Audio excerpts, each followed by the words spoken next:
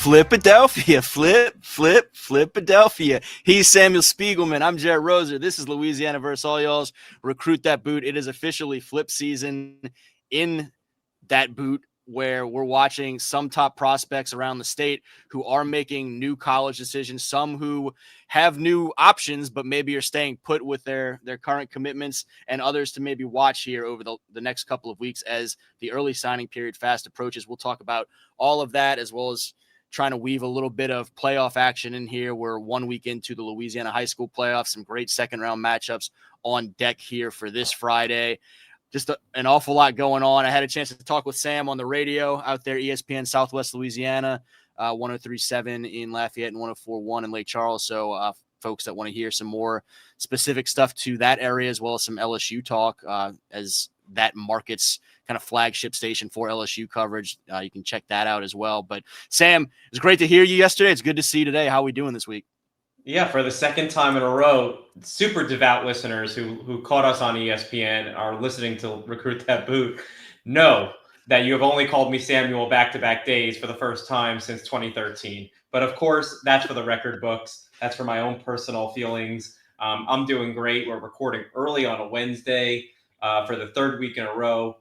I am trying to battle newborn sleep schedules and get to a playoff game myself here in Texas, so I am not shaking the camera when I get to the Superdome in 3 weeks, but it's that time of the year. Like you said, it's flip season, it's playoff football, it's the early signing window, it's coaching searches. This is where all the action kind of peaks and fun is to be had. Did I call you Samuel? I didn't even realize. It's just reflex at this point, whether I'm going to say natural. Samuel, Antoine Samuel. So yeah, let's get into some of these prospects around the state, man. And I mentioned on Tuesday afternoon, we talked more about some guys in the Lafayette area, and we will talk about a couple of those because there are some of the bigger stories in the state right now, coincidentally happening in the 337. But the freshest news here Wednesday morning as we record is Leon Noyle, the offensive tackle for the Edna Carr Cougars, one-time Nebraska commit, now is a Mississippi State commit, and so flipped this morning to an SEC opportunity. He's someone that I think we've looked at as one of the higher offensive lineman prospects in the state this season. And so what happened there, how to play out, and what do now the Bulldogs get in Leon?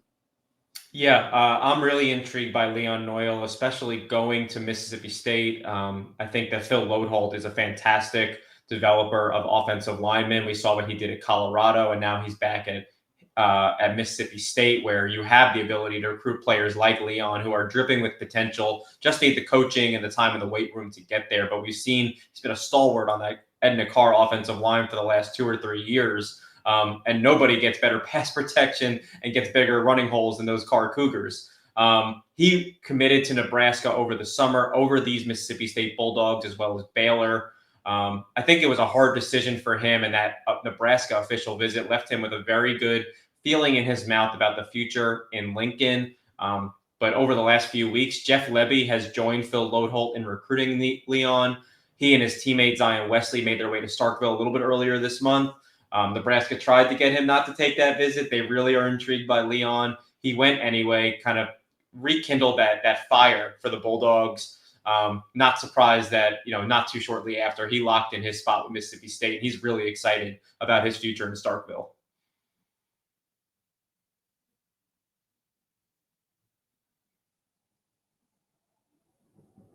I'm trying to fix my mic issue here. There we go. And I may have another one here in a second. Okay, I think we're good. John Johnson, one of the other big stories of this past week, Thursday night, the Edna Carr quarterback who had previously been committed to Liberty, had just recently decommitted and reopened his process. He's now heading up to Washington State. I don't think we were really surprised. This is kind of how the destination went for him when he was back out on the open market. We had talked with his teammate, Trey Garrison, the running back there, had just flipped from Nicholls State to Washington State, who has come into Louisiana here in recent weeks and extended a bunch of offers, including Trey and John on the same day. So we look now at, a guy that's been one of the more prolific quarterbacks around the state the last couple of years, but also someone that some colleges have eyed as more of an athlete at times. What is the outlook for John at Washington State now, and what kind of swung him to the Cougars to now give that team up in the Pacific Northwest a couple of Edna Carr standouts committed to their 26 class? Yeah, let's start talking a little bit more Algiers to Pullman. That's the pipeline that we are now fixated with when it comes to those Cougars of Carr. Listen, we kind of realized John Johnson's commitment to Liberty was a temporary one, and we knew that with the senior season that he was destined to have. He has been a prolific passer for these Carr Cougars. I don't know how many straight games that they have won at this point, but it's been with Johnson at the helm. He has just taken to this position, this leadership role, this playmaking ability off schedule, and what he can do through the air as a deep passer with the weapons he has at Carr, but also in the short game and also leaning on his legs to make plays. That's why so many schools were interested in, like Nebraska, letting him play athlete. He could play a multitude of different positions, but he's always been resolute on being a quarterback, and the folks in Pullman saw Trey Garrison as a hard-nosed runner between the tackles, and John Johnson brings that off-schedule playmaking ability. Wasn't too long ago that Cam Ward used Washington State as a launching point to eventually go to Miami and then to the NFL, being the first overall pick in the draft. John Johnson, I love the fact that he is believing himself. Wazoo isn't Power 4 anymore, but it's a bigger stage than Liberty. I'm excited to see what he's able to do at Wazoo, and if he's able to take that next step as a quarterback playing at a more difficult level. Yeah, you mentioned the winning streak. They've won 23 now, I think, straight games with John quarterbacking that team, and so that says an awful lot. And there was as much talent as there was coming back in this senior class along with him. It's a whole new receiving core, at least, the top end, the starters on that depth chart. It's a new running back primarily in the backfield with Trey as well as Jermon Macklin getting in there. And they were always confident as could be on offense that John was going to take care of business and they were going to put up some points, and they do each and every week with him slinging that thing around and then being able to really gash some when things break down. So looking forward, I had thought about the Cam Ward dynamic, but that is an interesting kind of background for you to add to that, some context that could be really intriguing for folks that are looking forward to watching John play back at the next level. That's just what I do, Jarrett. Let's talk about some of these Lafayette guys as well. A lot of 504 and 337 on the show today. Braden Allen, the Lafayette Christian wide receiver who we had talked about not that long ago, flipping from Tulane to Oklahoma now as of Saturday, and a visit to Tiger Stadium. LSU is his most recent offer.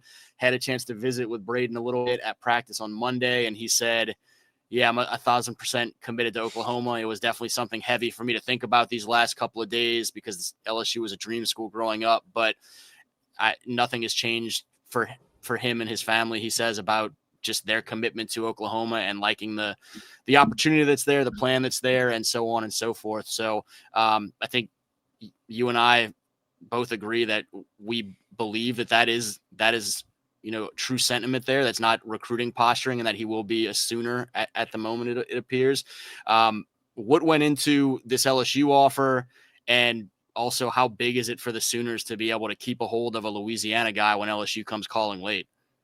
Yeah, we talked about this a little bit on the radio yesterday, but Frank Wilson has not put a hold on recruiting, even though he's the interim head coach of the Tigers.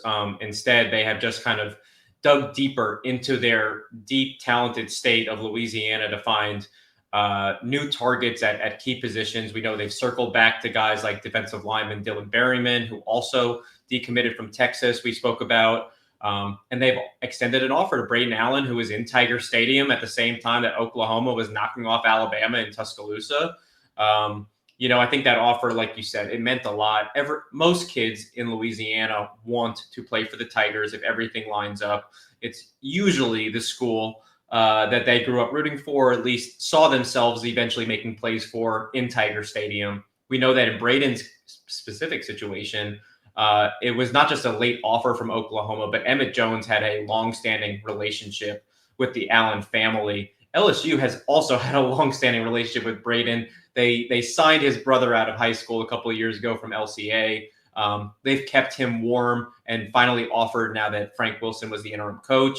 I think that with the uncertainty in Baton Rouge, not knowing who will actually be calling plays, not knowing if Cortez Hankton and Frank Wilson will necessarily be on the staff, paired with the fact that after LSU offered Bradenell and Emmett Jones and Brent Venables and Jim Nagy got on the phone with this young man who is set to be back on campus in 10 or so days for the LSU-Oklahoma game and said, listen, if you're going to consider LSU, we need to know because we can flip other receivers. They have been on a tear bolstering their wide receiver corps this year. A lot of 2026 receivers, including Braden, see the opportunity to play in Norman very soon. And they have a very talented quarterback that LSU fans were itching to get in the fold, and Bo Bentley coming to town to replace John Mateer not too long. So I think that right now, the Oklahoma opportunities just seem they are better for Braden Allen. And that staff went into overtime mode on Sunday into Monday to lock in that commitment. And I feel great about him signing with the Sooners. I'm not saying that LSU is out of it entirely,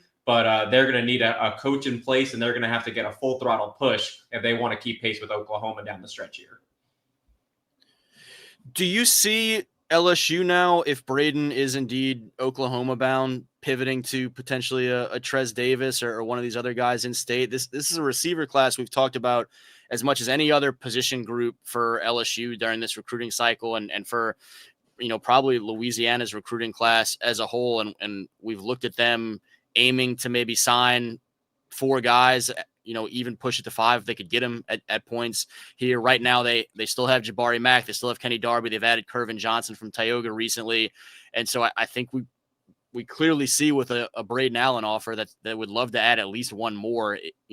Could someone like Trez Davis still be in the fold for LSU to kind of join that suddenly sweepstakes of Power Fours that are now chasing the Tulane commit out of West Monroe?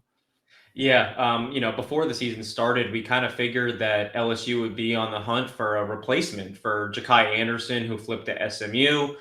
We know that they lost Tristan Keys. They came up short with Jace Matthews, who has also been back in Baton Rouge. And with the head coaching uncertainty, you could probably say is looking elsewhere.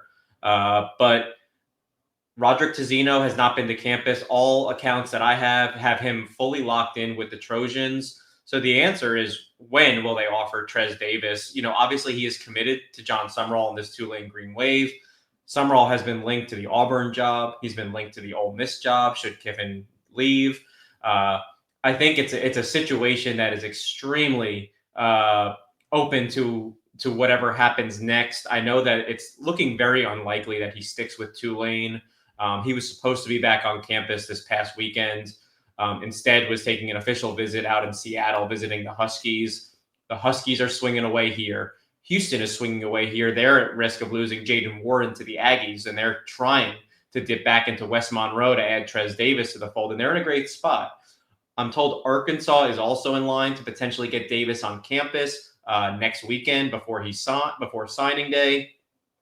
I think what we can say for sure, there's a very decent chance that he winds up not signing next month. John Sumrall probably will not be the Tulane head coach if we're reading between the lines. And schools have been pushing that as they recruit him. They know that Sumrall will Sumrall offer at Ole Miss? Will they offer at Auburn? That might be the spot that really intrigues Trez. But right now, he's keeping his options open. Like I said, Arkansas, Washington, Houston are very much in the mix. And I think that if LSU offers, they could also put themselves in that category as well. Always such an interesting game of, musical chairs and dominoes simultaneously with the coaching carousels as well as the recruiting flip season and whatnot. And so definitely a lot interesting to watch with Trez, and particularly as you mentioned with John Sumrall's name, one of the hotter names in terms of potential coaches for Power 4 programs to go chase after. We unfortunately, have to say some things like that, report some things like that sometimes maybe will piss off some fans of some of these programs, but it's just kind of the nature of college athletics right now. I would love John Sumrall to stay and coach Tulane forever. I would love Trez Davis potentially to be a part of that. I think if that's where he wants to be, he would be a monster uptown, just watching what he's been able to do and continue to develop through the course of his high school career. But reading some of the tea leaves around here and some of the travels happening all over the place, it becomes increasingly concerning for Tulane fans that do want to see Trez in a Green Wave uni here at the next level. Also in the Lafayette area, and a guy that's currently committed to play college ball in Louisiana at the next level, but took another trip this weekend. Darius McKinley, LSU commit, took a trip to Ohio State, younger brother of Dominic McKinley, a guy that had been up to Columbus before as younger brother of a target, now wanted to see, what Columbus had to offer him as the guy that was kind of at the forefront, and the Buckeyes rolling out the red carpet to him a little bit. What are you hearing, or what is your kind of sense there of, does Ohio State become a player in this late? Should LSU fans be worried, or are we looking at the McKinley brothers together in purple and gold here come next year? Yeah, I think at the moment I still feel pretty safe saying that Darius and Dominic McKinley are going to be Tigers, but like the bulk of the in-state 2026 commits and the large majority of this roster with Louisiana ties, a lot is going to hinge on whether Frank Wilson is going to be there. I wouldn't emphasize so much as Kyle Williams being a factor or some of the other assistants, but we know that when LSU surpassed Texas A&M with Dominic McKinley, it came at the heels of Frank Wilson going in home with the blue chipper and his family. And over the last 3-4 years, Frank Wilson and the Tigers have formed the strongest connection with Angie McKinley and Dominic McKinley and Darius McKinley and the entire family. When Dom was a 5-star recruit coming out of Acadiana, we had heard that Ohio State was among, if not possibly the top choice for the young man, with the only hurdle being Columbus, Ohio. It's a long trip from Lafayette, Louisiana, and maybe that because Darius is the baby, maybe the McKinleys are considering a move up to the Midwest. But so long that they're living in Louisiana, I think LSU is always going to have an advantage. They have set it up. They have emphasized so many factors in both of Dom and Darius's recruitment, not only playing time and development, but academics and a safe campus life. I feel great about Darius potentially sticking if Frank is there and the McKinleys overall sticking. But you have to leave that asterisk. If there is a huge staff shakeup, you have to count on the Buckeyes to kind of sweep in, and they've been there before with this family. Let's talk a little about Cole Bergeron too. I don't know that there's anything new with him in terms of any actual movement or traction in terms of him looking to make a move or him locking in with Virginia Tech, but there is new information for him and his family this week to be kind of sorting through with the news that James Franklin will be the Hokies' next head coach. And so what are your kind of early indications on what impact that has for the Bergerons as they sort through this and decide whether it's still Blacksburg, Virginia for them, or if, Minnesota or one of these other schools that has come on strong more recently ends up being able to pry, no pun intended, pry him away because of the coaching change there. You're on fire today, Jarrett. Completely accidental. Hey, accidents don't happen to professionals like that. It's great to see someone like Cole Bergeron, who has had a terrific senior season at St. Thomas More, have a couple of really great options down the stretch of his senior season. All indications I've gotten is that he still intends to sign in a couple of weeks, assuming everything stays as is. Since James Franklin has been anointed as the new hire in Blacksburg, I can tell you for sure that he has touched base with the Bergeron camp within hours of getting the job. As recently as yesterday morning, was on the phone with the Bergeron camp. And I can tell you this, the Minnesota staff has not stopped recruiting him after hosting him for an official visit and offering him. PJ Fleck and the staff have remained resolute in their push for Bergeron. And I believe that they are right now the favorite to eventually flip him away from Virginia Tech. When James Franklin was the head coach at Penn State, he had Troy Hoon, a 4-star quarterback from California, committed. James Franklin not only reached out to Cole Bergeron and his father, but also touched base with Troy Hoon, who is set to be in Blacksburg later this month. Feels like things are heading in the right direction for a reuniting of Franklin and Hoon. And I think that Minnesota has not taken its foot off the gas with Cole. You have to go. Sometimes actions speak louder than words. That visit really took him by storm, and I think that they're happy they took it because I have a feeling Cole Bergeron is going to end up being a Gopher.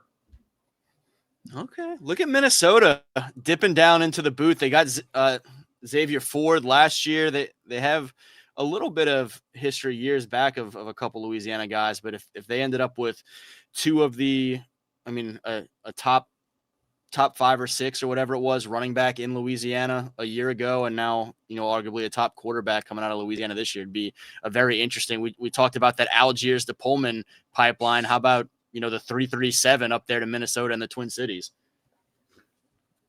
I'm all for it. The 337 to the Twins. I wasn't sure if we were going to get into the Cole Bergeron stuff, and so that's where I kind of hesitated there, whether I was going to transition into some of the playoff stuff yet or talk about Bergeron, who is getting ready to lead his Cougars to New Orleans against John Curtis, which will be one of the better second-round matchups. I had a chance to see Darius McKinley, that Acadiana team, in the first round against Karen Crow, which is always an absolute battle. And a guy that we've talked about so much through the last 4 years now, Chance Babineau I guess I was going to say continues, but has continued and now wraps up his high school football career as one of the guys that has been the most fun to me to watch through the years on any Friday night, with everything that he does in all 3 phases. And I know some fans around the Lafayette area, not even just Karen Crow fans, but the Acadiana folks that were impressed with him, and me stopping the last couple of days at LCA and Turlings, and everyone wondering how have bigger programs not circled back around and tried to land Chance Babineau here late. This guy is going to be a monster steal for Nicholls State if he does end up down on the bayou for his college career. Have you heard anything of any kind of late traction? It sounds like he's headed for Nicholls right now. Have you heard any kind of scuttle that maybe somebody else might try and make a move here? No, I would say let's get the signs ready in Thibodeau, man, because they're getting a playmaker.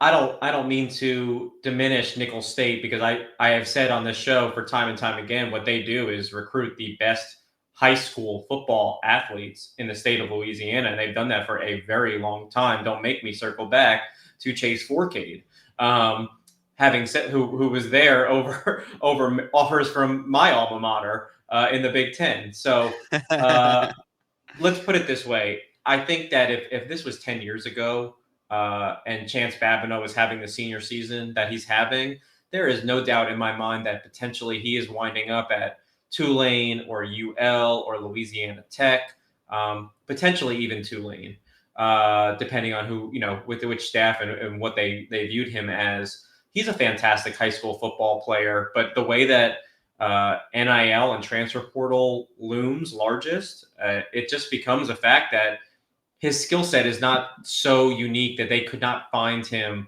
in the transfer portal. And it's not a knock on Chance, because like I'm saying, he's done it at a multitude of positions for Karen Crow over the years. We have been talking about him, you and I, for 4 years. It all started with a jamboree against Acadiana. Now, after they just played again in the playoffs, we're still talking about him rather, as one of the best players in this 2026 class.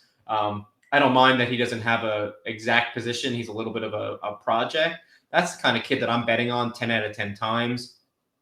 It's a shame that, UL in particular maybe didn't offer, maybe McNeese or Tech or Tulane. But he's going to have a chance to play soon at Nicholls, and potentially that'll be a stepping stone for him. But if not, that's a great place to play college football on Saturdays. They are always competitive in their Southland Conference. And if they're the ones who believe in him, then that's where I'm most excited for him to end up.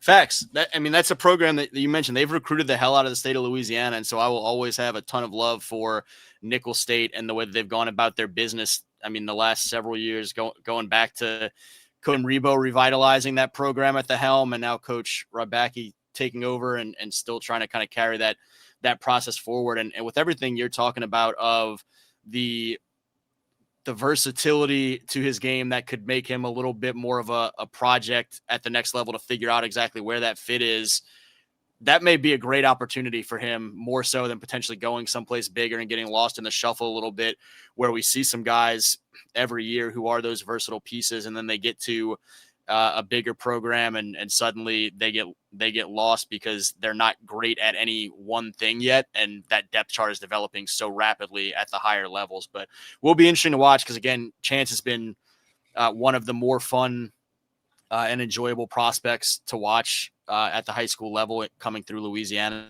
in a while. And so I'm looking forward to seeing what's up with him for the next level. Do you have anything else you're working on this week that you want to mention? Anything you're kind of monitoring or watching before we get out of here?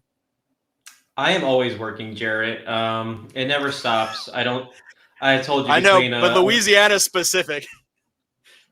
between a 13-week-old child and this job, it's not a lot of Sam time. Let's put it that way.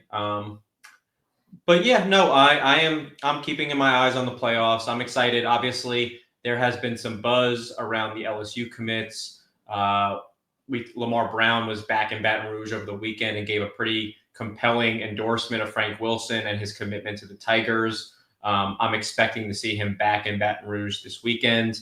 Dylan Berryman has a chance to return to Baton Rouge this weekend before he goes to Nebraska next weekend. I think that another solid visit there will put LSU in an even better spot with him. Number one tight end in the country, Ahmad Hudson, will be back in Baton Rouge this weekend. He's been at LSU now this will be his fourth visit this season. He's been there obviously more than any other school, but he's been to Alabama and Ole Miss and Nebraska. He called Nebraska his new leader.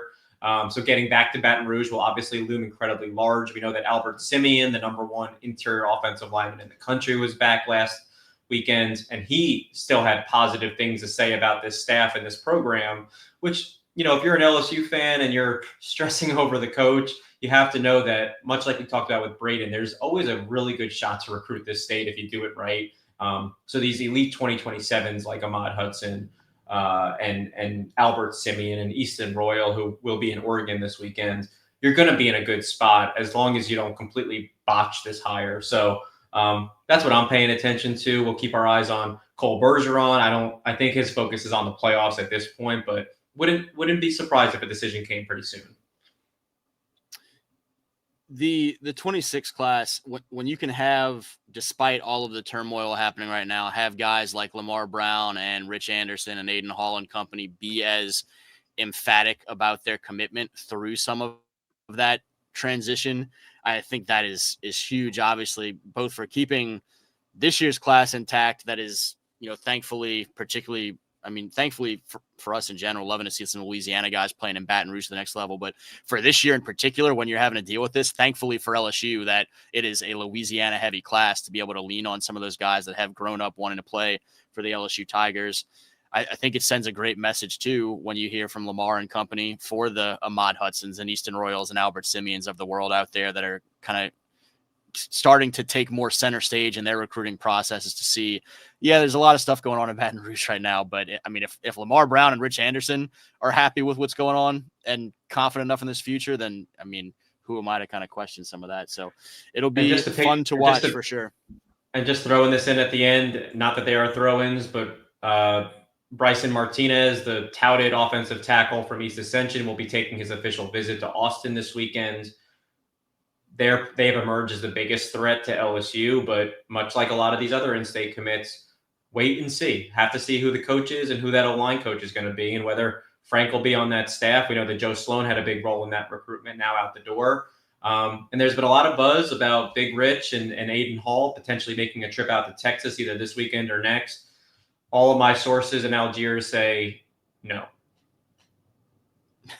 Simply put, well, it is. I don't need to stress this. I don't need to take any shots at who's reporting that. I just need to report the facts. Car's on a playoff run. They don't got time for visits outside right now. This is the down and dirty in Algiers. It's go time. They will be on the field Friday night in Algiers against my alma mater, Jesuit. Didn't go great for the Blue Jays the first time around. Not super. Cougars are rolling right now, and so we'll be watching them certainly this Friday. We'll see who continues to advance through these playoffs. It is flip season. We'll keep an eye on all of that. Not quite flip Miss Eve, but definitely the flip season a lot ahead here as we gear toward that early December signing period. He's Sam Spiegelman. I'm Jet Roser. We'll be on top of all of it. Make sure you tune in each week to Recruit That Boot on the Louisiana vs. All Y'all channel. And until next time, y'all be very well.